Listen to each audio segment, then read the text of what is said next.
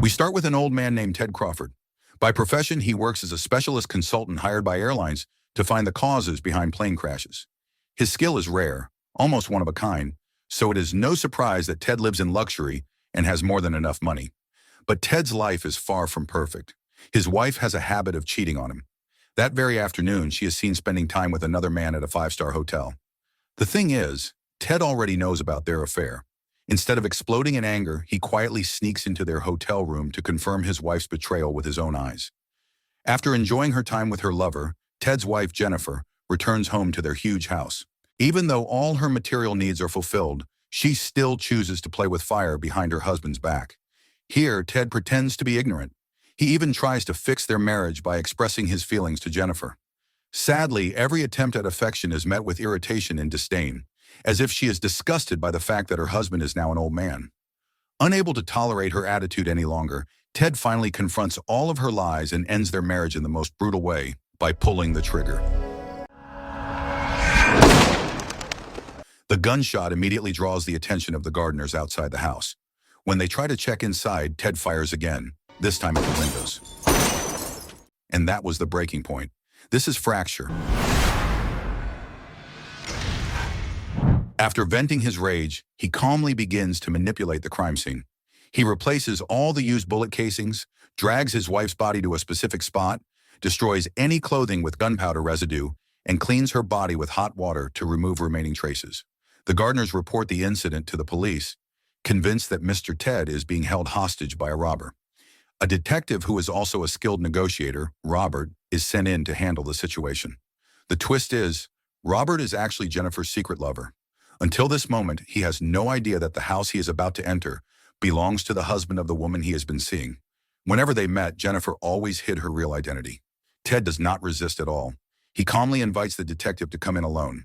Still wary that this might be a trap, Robert tells Ted to put his gun down. Ted agrees, on the condition that Robert also lowers his weapon.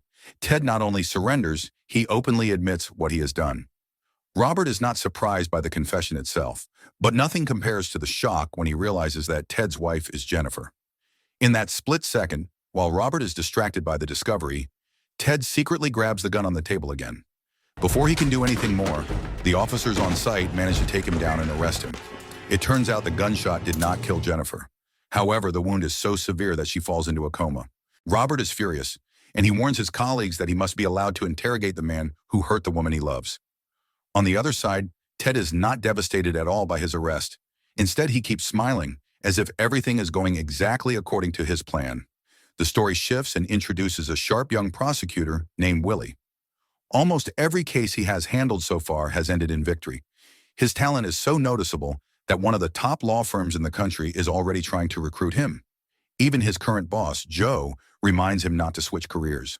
With skills like his, the justice system needs him. But despite the advice, Willie has already made up his mind. That afternoon, Willie is actually getting ready for a celebration at his soon-to-be new workplace. But before he can leave, a close colleague calls and asks him to take one last case.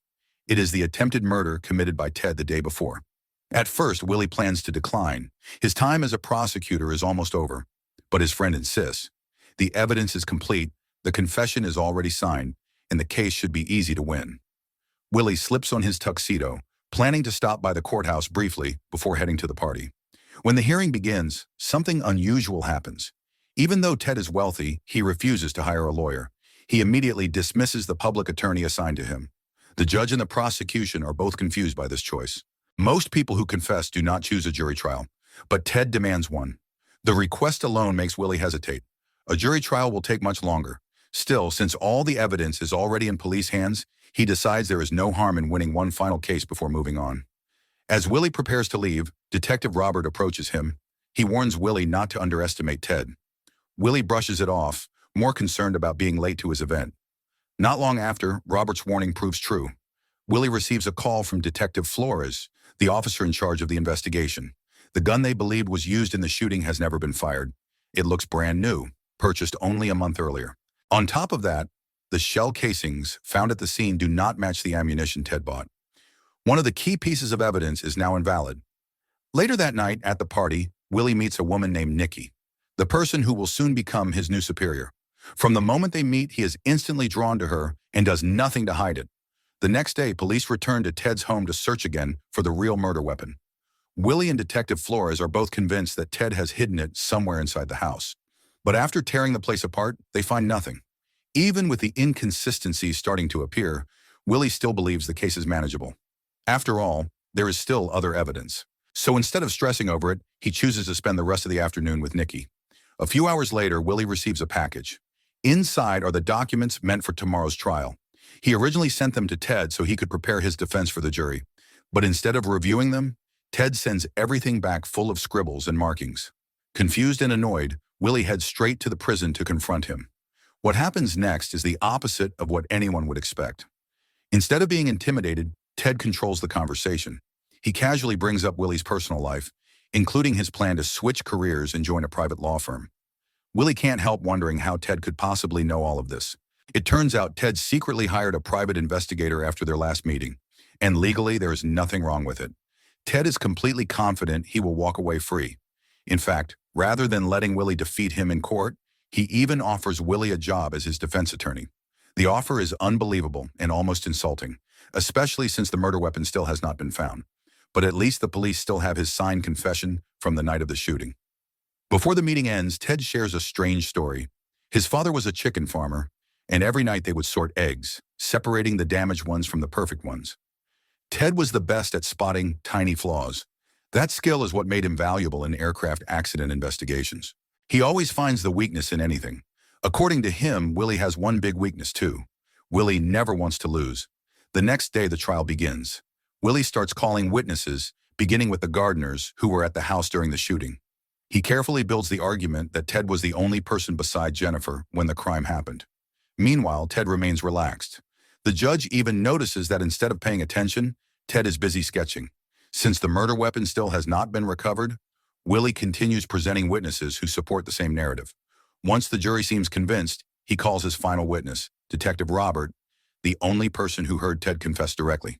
But this is exactly what Ted has been waiting for. Ted interrupts the testimony and announces a legal objection. Robert cannot testify because he is romantically involved with the victim. His involvement makes him biased and legally invalid as a witness. The entire courtroom freezes in shock, including Robert himself. He never expected Ted to know the truth. Willie feels humiliated. Ted calmly reminds him that as the prosecutor, it was Willie's responsibility to verify the credibility of every witness beforehand. Things escalate quickly. Ted then reveals another key fact. When Robert took Ted's original confession, he was already emotionally involved with the victim, making the confession improper and legally unusable. The judge has no choice but to throw out the signed confession as evidence. Now the case is in serious danger. Unless the police can produce new proof, Ted may soon walk free. What happened in court becomes a public embarrassment. Willie, the prosecutor known for almost never losing, is suddenly outsmarted by a man with no legal background at all. His boss is furious and blames Willie for being distracted by plans for his new career. Because of that, Joe removes him from the case. The situation gets worse. News of the trial reaches the leadership at Willie's future firm. They begin reconsidering their job offer. The only reason the offer is not canceled is because Nikki defends him and insists he still deserves the position. But there is a condition. Willie is no longer allowed to be involved with Ted's case. In truth, Nikki is willing to fight for him because she has already developed feelings for him. That night, the two grow even closer. Later, when Willie returns home, he finds a mysterious package waiting for him. Inside is nothing but an eggshell. The message is clear, and Willie immediately knows who sent it. The next morning, he goes back to Joe and begs to be put on the case again. He admits he was careless and asks for another chance. Joe warns him that if he fails one more time, his reputation will be destroyed for good. That warning slowly becomes reality. Even after a second full search of Ted's house, police still cannot locate the missing gun. Willie refuses to give up and pushes them to search again. Based on witness information, Ted never left the house after the shooting, so the weapon has to be somewhere. Meanwhile, Robert's life collapses. With his affair exposed, his marriage and career fall apart. Willie visits him, hoping for answers. Robert explains that he and Jennifer had a secret arrangement. They met once a week at the same place and never used their real names. They thought this rule protected them. Instead, Ted discovered it and used it as a weapon in court. Following that lead, Willie goes to the hotel where the affair took place. After looking around, he spots something important, a security camera. He quickly requests the footage, hoping it holds a clue. Later that day, he stops by Ted's office. He only plans to look around but receives a phone call from Ted. Somehow, Ted already knows where he is and what he is doing. Willie starts to realize that everything happening feels strategic, as if Ted planned every move long before the trial even began. The police continue searching the house, yet the weapon remains missing. Running out of options, Willie visits the hospital. Jennifer is still in a coma. Her eyelids twitch and her fingers move, giving him a small sense of hope. But the doctor explains the truth. The movements are not signs of recovery. Her brain has suffered severe damage. Even if she wakes up, she will never remember her past. The next day, Willie attends a Thanksgiving dinner at Nikki's home. Everything seems cheerful until one of her relatives casually brings up the disaster in court. Feeling underestimated, Willie confidently declares that he will win the case. The problem is that promise goes against what he told Nikki earlier. No wonder she loses her patience. Everyone there knows this case is a trap, which is why Nikki warned him to set his ego aside before it destroys everything. But stubbornness is a hard habit to break. Later that night, when Willie gets home, Detective Robert shows up unexpectedly. He comes with a risky offer. Instead of wasting more time searching for the missing gun, why not plant fake evidence and pretend they found it? After all, everyone knows Ted is guilty. Around the same time, Willie finally receives the hotel surveillance footage. Unfortunately, it still cannot be used as evidence. Legally, nothing Ted did in that hotel can be tied to the crime. Detective Flores insists it could help support a motive, since Ted may have snapped after seeing his wife cheating. But Willie disagrees. There is no confrontation in the footage, no argument, and no fight. Without context, it proves nothing. As the night goes on, Willie begins to feel completely defeated. Then Robert calls again. He admits he already planted fake evidence in Ted's yard.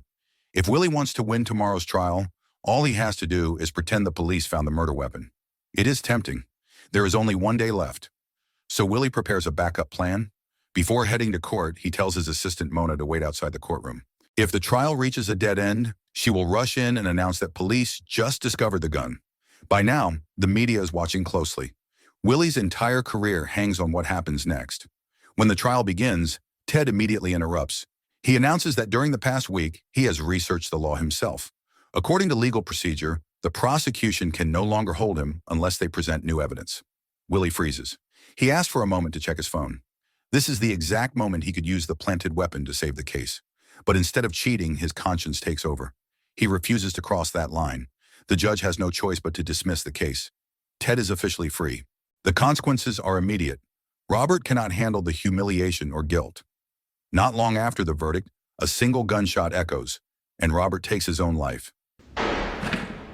Ted reacts with satisfaction. Everything has gone exactly as he planned. Before walking away, he even takes back the gun that police confiscated earlier. Despite everything, Willie still clings to hope that Jennifer might wake up from her coma. That night he stays by her bedside in silence. But the next morning, Ted shows up at the hospital. Before leaving, he gives Willie a chilling message. Soon, Jennifer will die too. Jennifer is still alive, but only because machines are keeping her body functioning. The doctors have already stepped back and left the decision to her family. They can choose to keep her alive or let her go. Willie is desperate to stop Ted from making that choice. He even reaches out to Nikki, hoping she can help. But the whole situation sounds unreasonable to everyone else. Most people think Willie is just falling apart because he cannot accept losing the case. He turns to his boss next, but the news gets worse. Joe tells him that Ted has just filed a complaint against him, accusing Willie of being unstable and trying to harm him during their encounter at the hospital. From this point on, Willie is legally forbidden from meeting Ted without court approval. Even with every door closing on him, Willie keeps trying. As a last attempt, he seeks help from Nikki's father, who happens to be a judge. He asks for permission to delay Ted's decision about Jennifer. But by the time he rushes back to the hospital, it is already too late. The medical team has begun disconnecting the machines keeping Jennifer alive. Days later, Joe visits Willie at home. He encourages him to return to the prosecutor's office. But the damage to Willie's reputation is massive. Instead of facing the judgment and humiliation, Willie chooses to resign quietly. Joe can only remind him not to drown in regret. Time passes, but Willie cannot let go. He replays the CCTV footage over and over again, questioning Ted's motives. If Ted already knew about the affair, why go to the hotel room? Why sneak in? One night, while reviewing the footage again with Detective Flores, something finally clicks. A small detail exposes the truth Willie has been searching for. At that same moment, Ted calls him. He casually announces that he is traveling overseas and wants to leave a parting gift for Willie. While Ted talks, Willie flips through old trial files, confirming his theory piece by piece. That night, Willie drives to Ted's house to retrieve the so-called gift. Ted is busy packing and invites him to wait in the living room. Instead of sitting down, Willie starts searching. He opens a drawer and finally finds what everyone has been looking for. The real murder weapon, the gun that disappeared and turned the entire case upside down. Willie finally explains what he has pieced together. The realization started when his phone accidentally swapped with Detective Flores. That moment triggered a thought. If a simple switch could go unnoticed, then maybe the same thing happened with the gun? Ted never went to that hotel to confirm the affair. He already knew. He went there to swap his gun with Robert's, and the timing was perfect because both weapons were identical. Then after the shooting, when Robert was distracted crouching beside Jennifer's body, Ted switched the guns back. That is why the bullets never matched the weapon found at the house. With one simple trick, Ted fooled the police, the prosecutor, and even the court. Willie hates the fact that he only figured it out now. Legally, Ted cannot be tried again for the same crime. The previous verdict is final because Ted represented himself, which removes the option for an appeal. Feeling untouchable, Ted confidently admits what he did. But he does not realize that this time, the situation has changed. He was only charged with attempted murder earlier because Jennifer was still alive. Now that she has died as a direct result of his actions, the law applies differently. He can now be charged with murder. In that moment, Ted finally loses control of his perfect plan. Willie did not come alone. Officers step out from the shadows and arrest Ted on the spot. And unlike before, the real murder weapon is now in evidence. A short time later, Ted returns to court. This time, he is no longer calm, confident, or untouchable. Instead of standing alone, he now needs a team of lawyers to defend him. The game has flipped, and the mastermind who once manipulated the entire system finally faces justice. So the moral of the story is if you cheat, lie, act smart, hide guns, switch guns, fake confidence, ignore advice, fall in love at the wrong time, or think you're the main character, life will still slap you harder than the judge ever could. So maybe just chill.